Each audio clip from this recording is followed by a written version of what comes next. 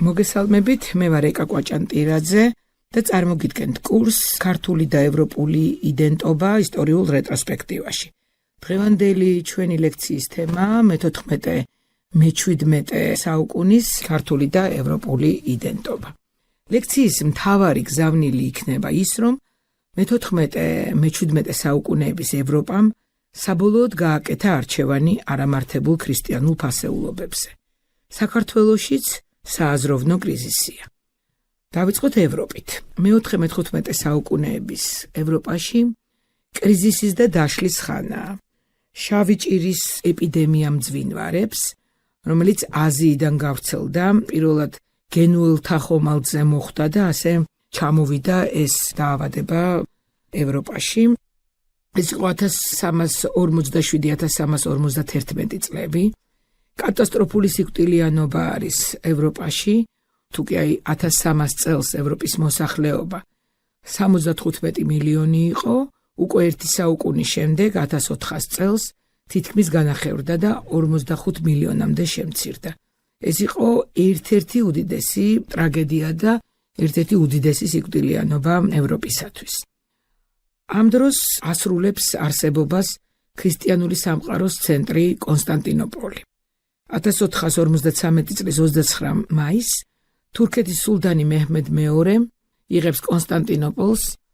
ეს რამალიდან მოსული ხალხი, რომელსაც ზღვაც კი არ ჰქონდათ ნანახი, შეძლებს, რომ აიღოს ქვეყანა და აიღოს ქალაქი, რომელიც ქრისტიანული აზროვნების ცენტრს წარმოადგენდა მთელი შუა საუკუნეების განმავლობაში. კიბეებს მიადგამენ კონსტანტინოპოლის კედლებს და ასე აიღებენ კონსტანტინოპოლს თურქები.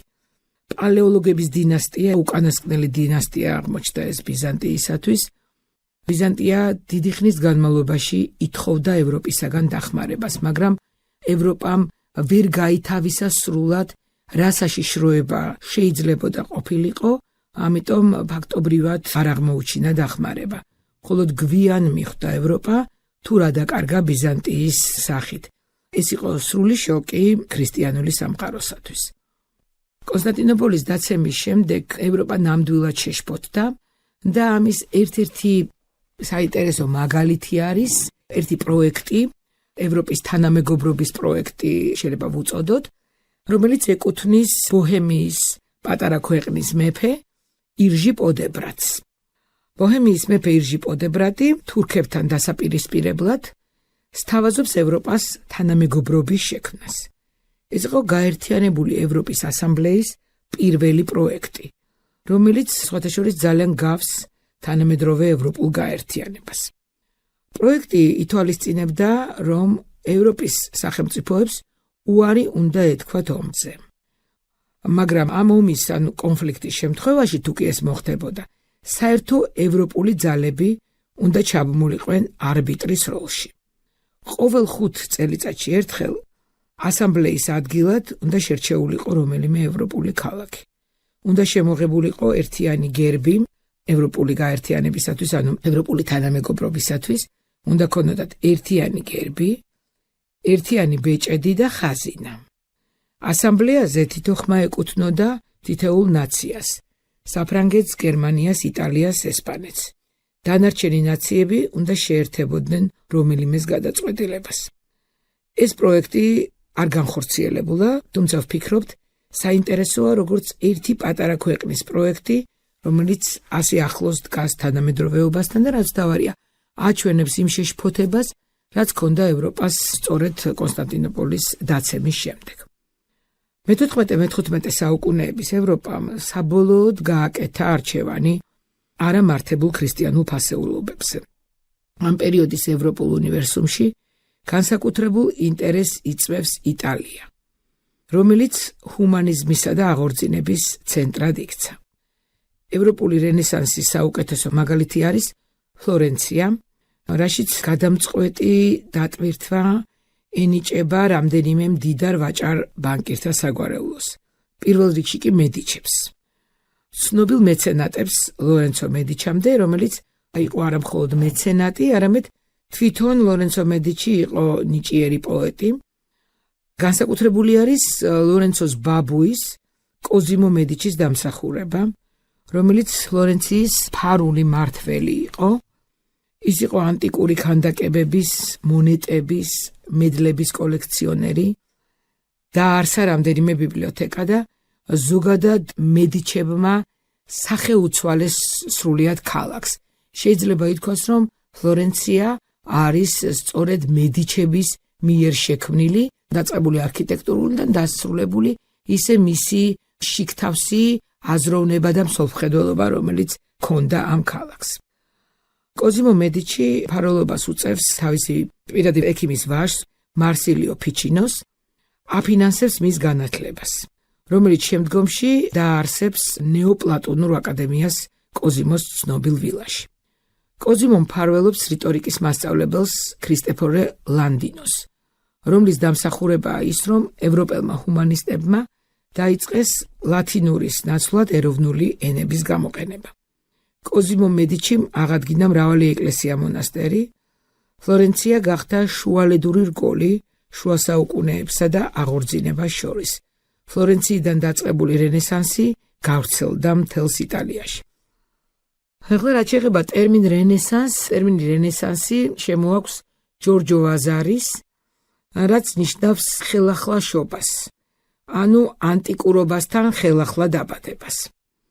ეს არის ეპოქა, როცა ადამიანი თავის თავს აკერპებს, ანუ წარმართობაში ბრუნდება.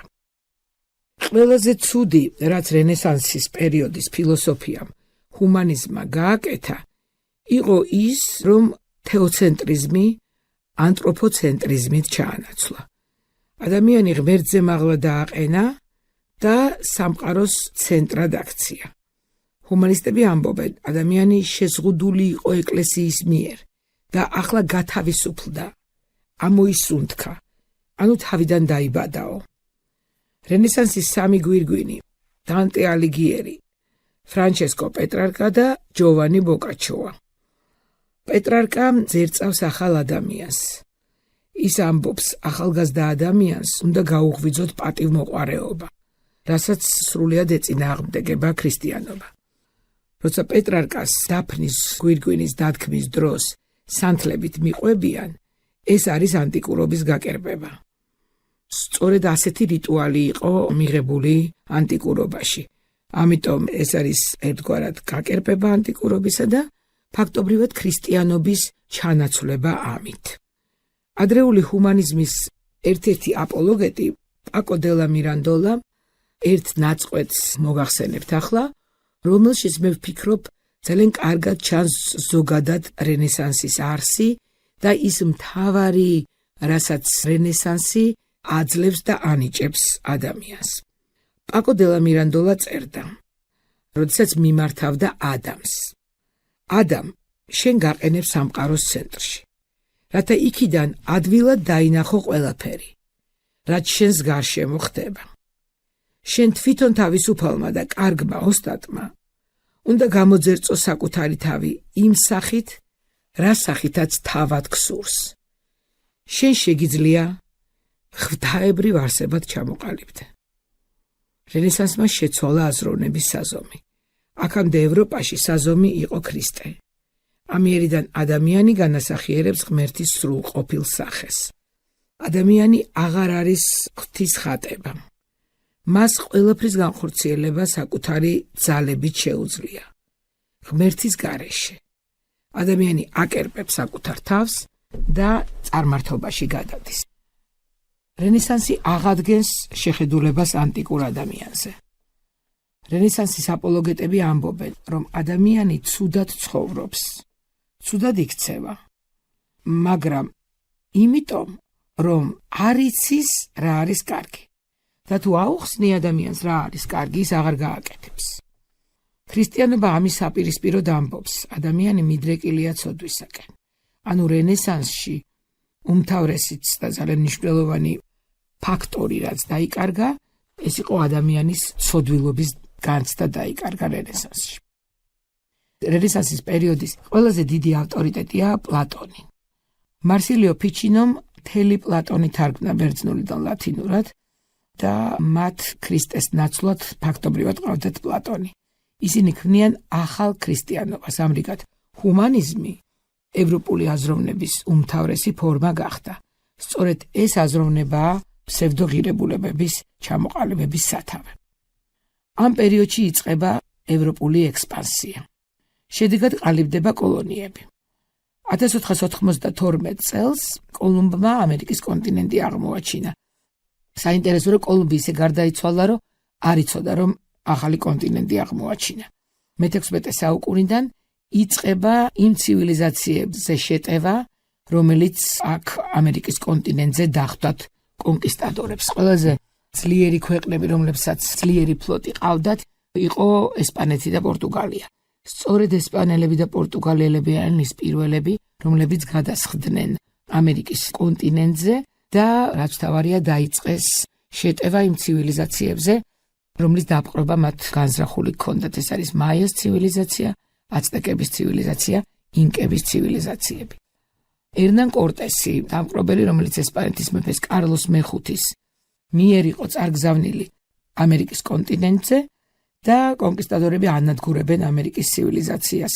და ყველაზე ცუდი რაც იყო ის, რომ ხელოვნების ნიმუშები, რომლებიც მრავლად იყო ამ ცივილიზაციებში და დამწერლობის ნიმუშები და ის ძვირფასეულობა, რაც სწორედ ხელოვნების ნიმუშს წარმოადგენდა და იმდენად არ იყო მნიშვნელოვანი, რომ ის ძვირფასი ქვებისაგან ან ძვირფასი მეტალებისაგან იყო დამზადებული, არამედ ის ყვებოდა ამ ცივილიზაციების არსებობის შესახებ და რაც თავარია თვითმყოფადი ცივილიზაციების, რადგანაც მე-15 საუკუნის ბოლომდე არავითარი კონტაქტი მათ გარესამყაროსთან არ ქონიათ, არსებობს მოსაზრებები, რომ დაუშვათ იქ ვიკინგები იყვნენ და ასე შემდეგ, მაგრამ მძლავრი კონტაქტი ან კულტურული დიალოგი არც ერთ სხვა ცივილიზაციასთან არ ქონიათ, ამიტომ იყო ეს მათი ნივთები, ნაკეთობები, ნაგებობები, ძვირფასეულობა, ოქროვერცხლი და ასე შემდეგ.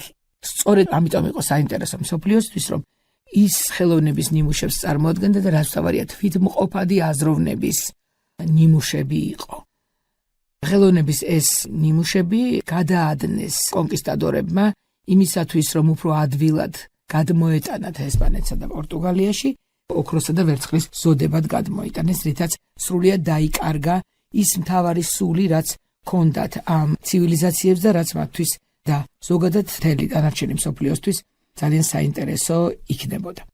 მე-14 საუკუნე სწორი თვითცნობიერების თვალსაზრისით ბოლო ზენიტის ხანაა საქართველოსთვის და გიორგი ბრწყინვალის მოღვაწეობას უკავშირდება.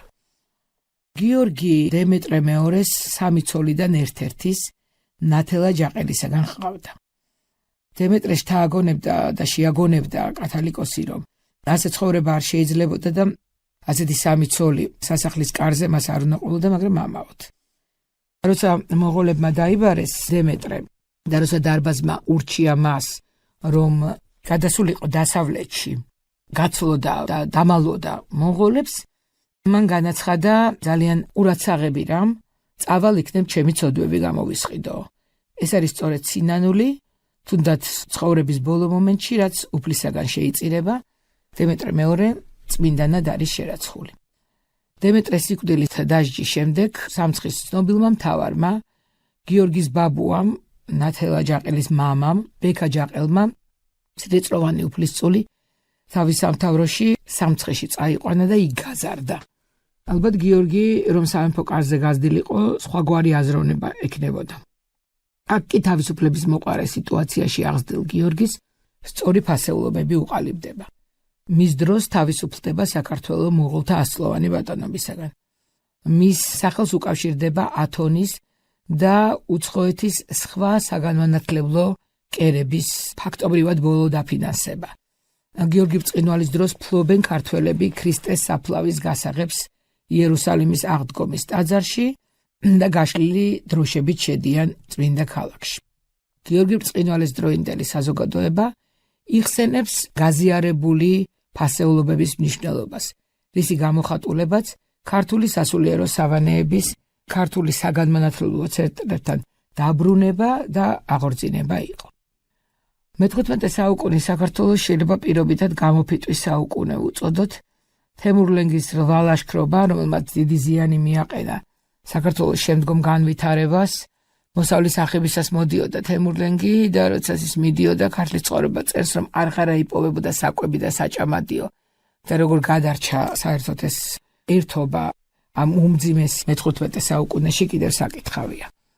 ყველაზე რთული რაც ამ პერიოდში მოხდა იყო ის, რომ ამ დროს წყდება ქართული საზოგადოების ერთიანი აზროვნებით ცხოვრება. რაც გამოიხატა იმაში, რომ საქართველო იშლება სამეფო სამთავროებად. ქართლი, იმერეთი, კახეთი და სამცხე. ეს არის ის სამეფო სამთავროები, რომლადაც იშლება ერთიანი საქართველო და ამის შემდეგ მედიევალურ ეპოქაში აღარც მომხდარა გაერთიანება. ყველა სამთავროში ბაგრატიონები არიან სამეფო ტახტზე, გარდა სამცხესი, სადაც ჯაყელები მმართველობენ. გიორგი მერვე გაერთიანებული საქართველოს უკანასკნელი მეფე იყო. საქართველოს დაშლას წინ უძღოდა საეკლესიო დანაწევრება. გახსოვთ ჩვენ, როდესაც გაერთიანების ფენომენზე ვსაუბრობდით, იქ ვთქვით, რომ ვიდრე მოხდებოდა საქართველოს სახელმწიფო გაერთიანება, მოხდა მისი საეკლესიო გაერთიანება. ახლა კი ზუსტად ასე მოხდა, საქართველოს დაშლას წინ უძღვის საეკლესიო დანაწევრება. კერძოდ აწყურის საპტრის მოწყვეტა ცხეთის საკათალიკოსოსაგან. აწყურის საპტრის მოწყვეტა ცხეთის საკათალიკოსოსაგან განპირობებულია პოლიტიკური აქტით. სამცხე საათაბაგო გადის ერთიანი ქართული სახელმწიფოდან და ამ პოლიტიკურ აქტში საეკლესიო სფეროსაც რთავს. აქ სახეზე არ გვაქვს სარწმუნოებრივი დავა. არამედ საქმე იმაშია, რომ აღარ არის ერთიანობა იდეაში, რაც ქმნიდა ქართულ იდენტობას. როგორც საქართველოს გაერთიანების დროს, როდესაც მას წინ უძღოდა საეკლესიო გაერთიანება. ამიერიდან მთელი მედიევალური ეპოქა საქართველოს დაშლილობაში ცხოვრობს. კონსტანტინოპოლის აღებით ძალიან დიდი ტრავმა მიადგა საქართველოს. ამით საქართველოსთვის გადაიკეტა ქრისტიანულ სამყაროსთან ურთიერთობის მთავარი მაგისტრალი. ქართული ერთობა სრულად მოექცა მუსლიმურ გარემოცვაში. ამ დროს იწყება ურთიერთობები რუსეთთან. კახეთსა და რუსეთს შორის ურთიერთობის პირველი დოკუმენტი ეს არის წიგნი ფიცისა, რომელიც იდება კახეთის მთავარსა და რუსეთის დიდ მთავარს შორის.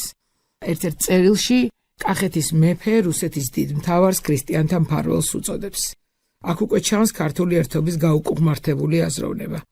ამრიგად მე-14-მე-15 საუკუნეების ევროპამ საბოლოოდ გააკეთა არჩევანი არამართებულ ქრისტიანულ ფასეულობებზე, ბურჟუაზიამ დააფინანსა რენესანსი ევროპაში, ამ პერიოდის ევროპამ ღმერთის გარეშე გააცნობიერა თავისი იდენტობა, საქართველოშიც სააზროვნო კრიზისი იყო.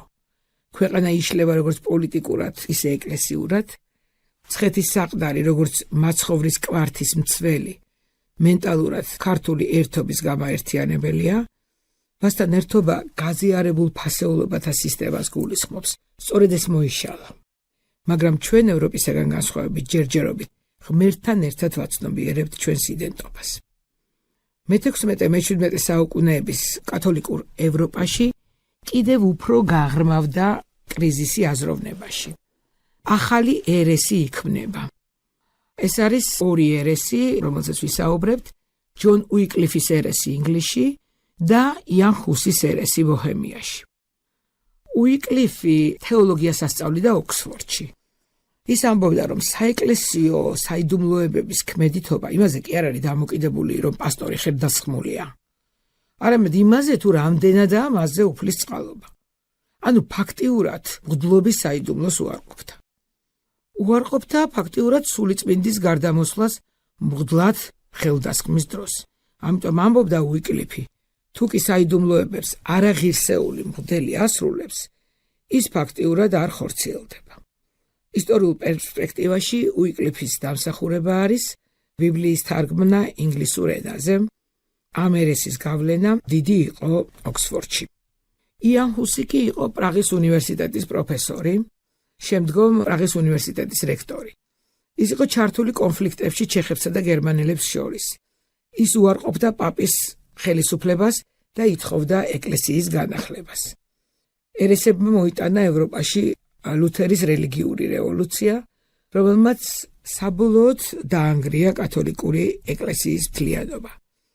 რეფორმაციის სამშობლოდ ითვლება გერმანია, რეფორმაციის დაწყებას უკავშირებენ ვიტენბერგის მოვლენებს, როცა მარტინ ლუთერმა, თეოლოგიის დოქტორმა, ვიტენბერგის უნივერსიტეტის პროფესორმა 1517 წლის 31 ოქტომბერს ვიტენბერგის ეკლესიის კედელზე მიაჭედა 95 თეზისი.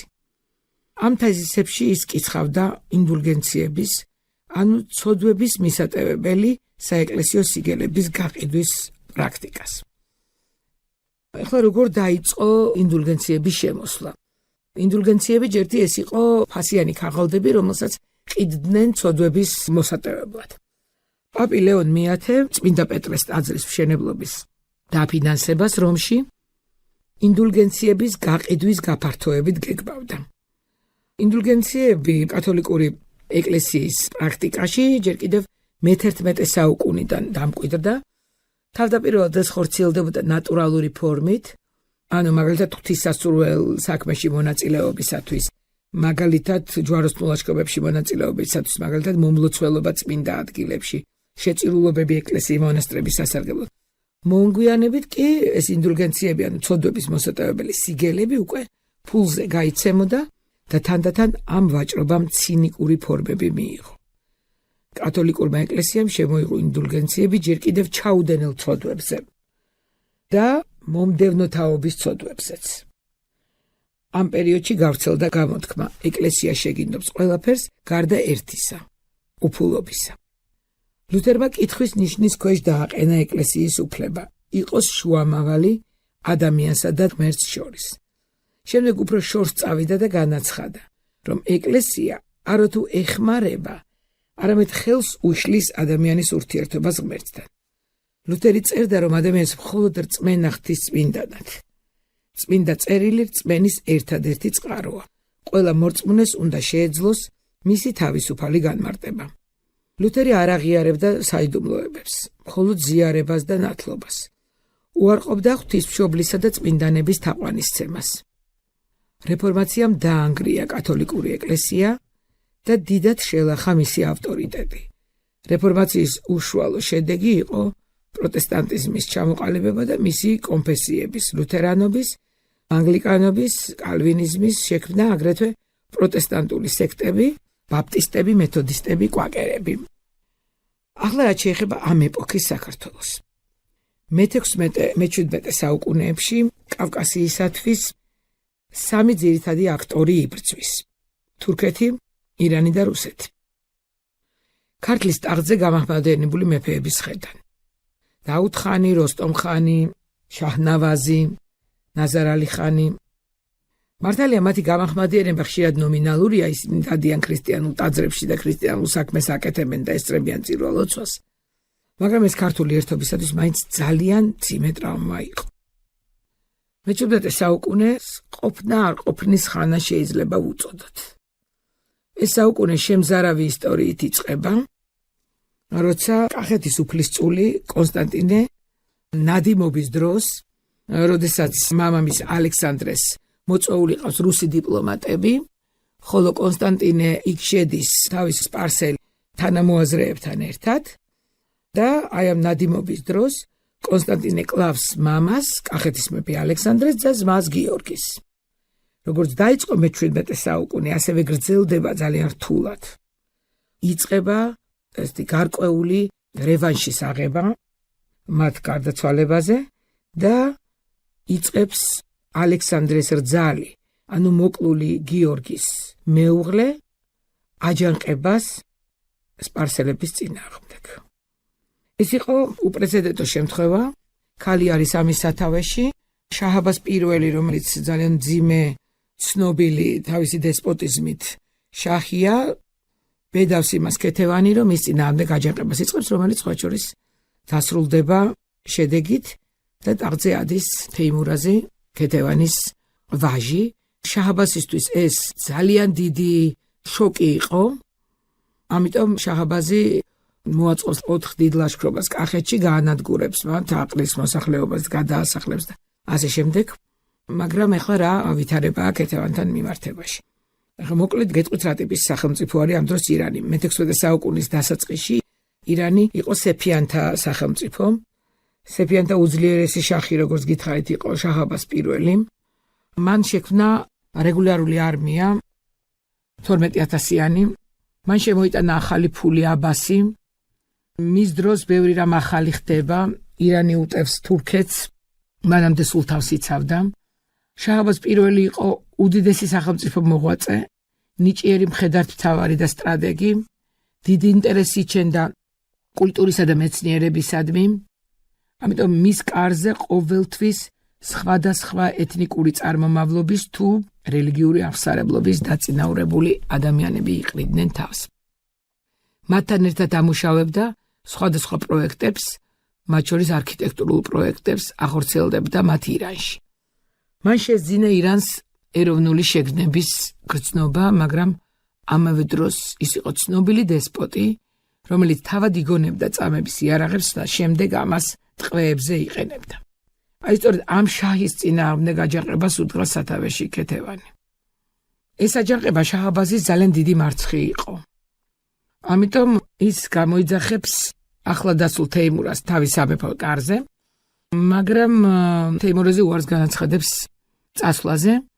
მაშინ თეიმურაზის ორ ვაჟს მოითხოვს მძებლებად და ქეთევანი ვერ გაუშვებს, ასეთ შეიძლება ითქვას, თავის ამ ორ შვილიშვილს ირანში და თავად მიყვება იქ. აქედან იწყება ქეთევანის ის ძალიან მძიმე ცხოვრება, რომელიც ირანის სამეფო კარზე მოხდა. ქართული წყაროები არაფერს წერენ ამის შესახებ, თუმცა უცხოური წყაროების მიხედვით შაჰ-აბას შეყვარებია ქეთევანი და მასთვის ცოლობა უთხოვია.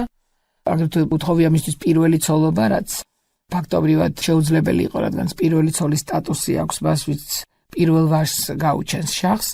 ყოველ შემთხვევაში ქეთევანთან მიმართებაში ეს არ მოხდებოდა, რადგან ძალიან ბევრი ვაჟი ყავდა კიდე შაჰ-აბას აქამდე და მას შემდეგ, რაც რამდენჯერმე ის უარს განაცხადებს, შაჰი მიიღებს გადაწყვეტილებას მისი შვილიშვილების დასაჭურისების შესახებ და ერთი უფრო მცირეწლოვანი, რომელიც არის ამ პროცესს გადაყვება, ხოლო მეორე ჭკუიდან შეიშლება და წარმოიდგინეთ ქალის მდგომარეობა, რომელიც წაყვა თავის შვილიშვილებს ერთგვარ დამცავად და ფარად, აი ესეთ რეალობაში აღმოჩნდა.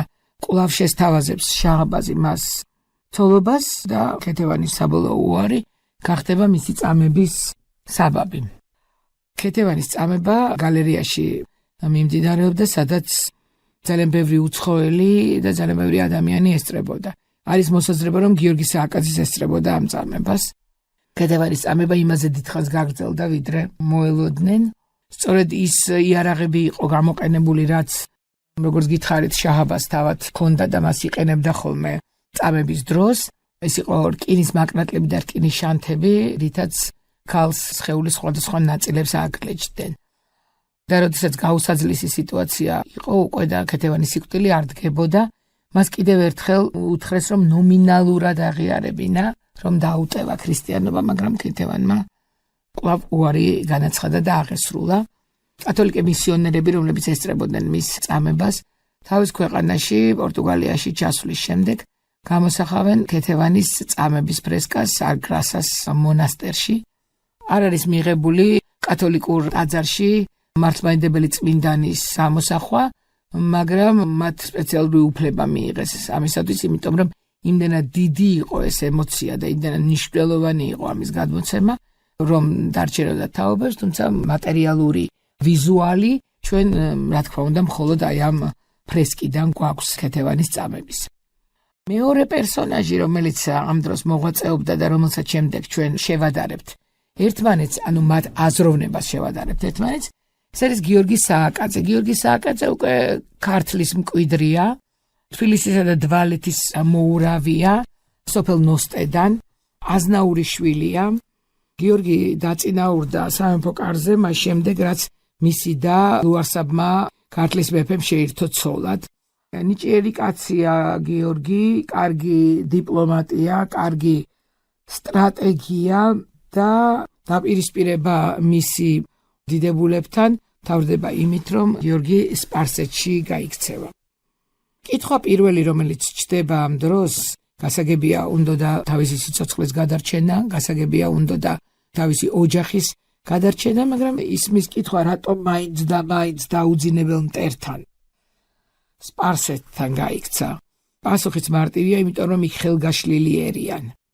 ხელგაშლილი ელიანი იქ, იმიტომ რომ მათ სწორედ ეს სჭირდებათ გაბრაზებული და განრისხებული ადამიანები, რომლებიც აქედან მიდიან და გამოადგებიან ყოველთვის ამ ქვეყნის მარტივად, დასამორჩილებლად და სამართავად. ორჯერ შეიცვალა რელიგია გიორგიმ, ერთხელ როდესაც სპარსეთში ჩავიდა, შემდეგ როდესაც მარტყოფის ბრძოლის დროს დაბრუნდა ქართლში და განაცხადა რომ ის აღარ იყო მუსლიმი, არამედ იყო ქრისტიანი და შემდეგ მეორედ როდესაც ოსმალეთში მოუწია გაქცევა, იქაც მეორედ აღიარა ისლამის ჯური. ყველაზე ცუდი ალბათ რაც გიორგი სააკაძის დროინდელი საზოგადოების ხელწერაა და რაც კი მოხდა მის დროს და რაშიც ალბათ მისი წილი ძალზე დიდია, ეს იყო სამოქალაქო ომი, ფაქტობრივად პირველი სამოქალაქო ომი, რომელიც მოხდა საქართველოში. ბაზალეთის ომი იყო ქართველთა შორის ბრძოლა, ქართველთა შორის ომი, როდესაც არა იდეისთვის იბრძოდნენ, არამედ იბრძოდნენ იმისათვის, ვის მხარეზე იყვნენ. მე მინდა ეს კარგად იქნას გაგებული, რადგანაც მომხდარა დაპირისპირება ქართველთა შორის, მაგრამ ეს ყოველთვის გარკვეულწილად იდეას ემსახურებოდა. ახლა კი პირველად ქართული აზროვნების ისტორიაში იწყებოდა ვისკენ ხარ. ანუ ვისის ტობა, რომელიც ფაქტობრივად ალბათ შეიძლება ითქვას სწორედ ამ პერიოდიდან მოდის, როდესაც ბაზალეთის ომში ერთმანეთს დაუპირისპირდნენ გიორგი სააკაძის მომხრეები და გიორგი სააკაძის მოწინააღმდეგეები. ეს იყო ალბათ ის უმთავრესი და ყველაზე რთული მომენტი, რომელიც არის დაკავშირებული გიორგი სააკაძის ფენომენთან. ამ ეპოქის ქართული იდენტობის მახასიათებელი არის ორი ფენომენი: ქეთევან-წამებულის და გიორგი სააკაძის. ორივე მათგანი პატრიოტი და მორწმუნეა, მაგრამ თავისებურად. სწორედ ეს თავისებურება ქმნის საქართველოსათვის ორ გზას. რომელი გზა უნდა აირჩიოს საქართველო, მასზეა დამოკიდებული. ხშირად არის ხოლმე საუბარი, როდესაც გიორგი სააკაძეზე ან ქეთევან-წამებულზეა საუბარი, რაღაცა გარკვეული გმირობის ფენომენზე. ქეთევანისთვის რომ გეთქვათ, რომ ის გმირი იყო, რომ მან ეს გააკეთა, რომ არ დაუტევა თავისი აზროვნების თავი საფუძველი ქრისტიანობა, ძალიან გაუკვირდებოდა, ვფიქრობ. იმიტომ რომ აქ არავითარ გმირობაზე არ არის საუბარი. აქ საუბარია იმაზე, რა შეუძლია ადამიანს და რა არ შეუძლია. რა არის მისი შინაგანი ხმა, რომლის დაძლევა მას არ შეუძლია. ქეთევანისთვის ქრისტიანობის დატევება ეს იყო უზარმაზარი ბარიერი, აი რომ წარმოვიდგინოთ უბრალოდ ფიზიკურად მაღალი ბარიერი, რომელსაც ვერ გადავაბიჯებთ და ვერ გადავახტებით. ასე წარმომიდგენია მე ქეთევანისთვის ეს, რადგანაც ეს იმდენად მისი შინაგანი ხმა იყო და ის მისი შინაგანი და ზოგადად აზროვნების მთავარი მიმართულება იყო, რომ ამის დატევება მას ფიზიკურად არ შეეძლო. ამიტომ აქ არავითარ გმირობაზე არ არის საუბარი, აქ საუბარია იმაზე, რა პრიორიტეტები არის ადამიანის ცხოვრებაში. გიორგი პატრიოტი და მორწმუნე შეძლებს იმას, რომ ერთხელ გადავიდეს მუსლიმთა რჯულზე, შემდეგ ისევ დაუბრუნდეს და შემდეგ კვლავ აღიაროს ისლამი. ეს არ ნიშნავს ის, რომ ის უშოთ თუნდაც მორწმუნე არ იყო, მაგრამ თავისებურად. პრიორიტეტი რა იყო მისთვის და რა იყო ის გადაულახავი ბარიერი, რაც იყო ქეთევანისთვის, ამაში არის სწორედ მათ შორის განსხვავება. ამიტომ მოკლედ გეტყვით იმ განსხვავებებზე, რომელიც ამ ორ ფენომენს, ქეთევან-წამებულსა და გიორგი სააკაძეს შორის არის. ქეთევანი ეხმარება საქართველოს, ეხმარება თავისი სიკვდილით. გიორგი ეხმარება საქართველოს და ეხმარება თავისი ძლევამოსილებით. მეორე არის ის, რომ რჯული არ არის ის ნიშნული სააკაძისთვის, რომლის დათმობა მას არ შეუძლია. ქეთევანი ვერაფრით დართმობს რჯულს, მას სხვაგვარად არ ძალუძს. მესამე არის ის, რომ სააკაძის სისხლმა მოიტანა ბაზალეთი. ანუ სამოქალაქო ომი, ქეთევანის სისხლმა მოიტანა საქართველოს არსებობა განვითარება. მეოთხე განსხვავება არის ის, რომ ღვთიურ ენერგიებთან კავშირი განსაზღვრავს ადამიანის არჩევანს. გიორგის არ აქვს ეს სინერგია. ქეთევანს კი კავშირი აქვს ამ ენერგიებთან. შემდეგი განსხვავება არის ის, თუ როგორი აღქმა აქვს გიორგის და ქეთევანს ღმერთის. რა არის მათთვის ღმერთი. გიორგისთვის ღმერთი არის საქართველო. ქეთევანისთვის კი ღმერთი არის ღმერთი. გიორგი სააკაძის სისხლი კერპს ემსახურება. ამიტომ შედეგი არ მოაქვს. ეს კერპი მისთვის საქართველოა. სახელმწიფოს ძლევამოსილებაა. ქეთევანის სისხლი კი ღმერთს ემსახურება, ამიტომ მოაქვს შედეგი. ამ პერიოდის საქართველოში პირველად იწყება პოლიტიკური ნიშნულის აზროვნების წარმმართველად მოაზრება. ამიტომაც საზოგადოება ორ ნაწილადაა დაყოფილი. ერთნი ღირებულებით ორიენტირს სარწმუნოებრივ ჭეშმარიტებაზე აფუძნებენ და მეორენი ღირებულებით ორიენტირს პოლიტიკურ სარგებელზე აფუძნებენ.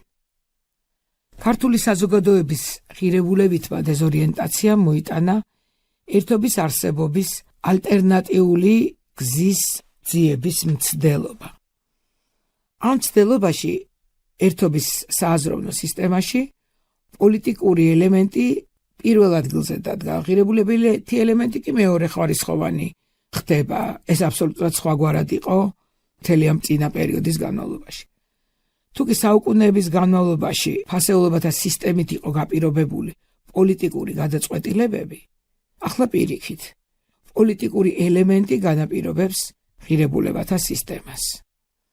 ამრიგად, რომ შევაჯამოთ ჩვენ დღევანდელი ლექცია, შეგვიძლია ვთქვათ, რომ მე-16-მე-17 საუკუნეებში ევროპაში იწყება ერესების მომძლავრების, ეკლესიის რეფორმაციის და რევოლუციანების ხანა. ამ დროს იკეთება ეროვნული თვითცნობიერების იდეა ევროპულ ნაციებში. ამ პერიოდის ქართულ ერთობაში კი არის ორი გზა, ორი სააზროვნო სისტემა. ერთი სახელმწიფოს პიროვნების განდიდებისკენაა მიმართული, მეორე კი ღვთის კანონებით ცხოვრებაზეა დაფუძნებული და ჭეშმარიტ ღირებულებებს ემსახურება. საქართველომ უნდა გადაწყვიტოს, რომელ გზას აირჩევს. მადლობა ყურადღებისათვის.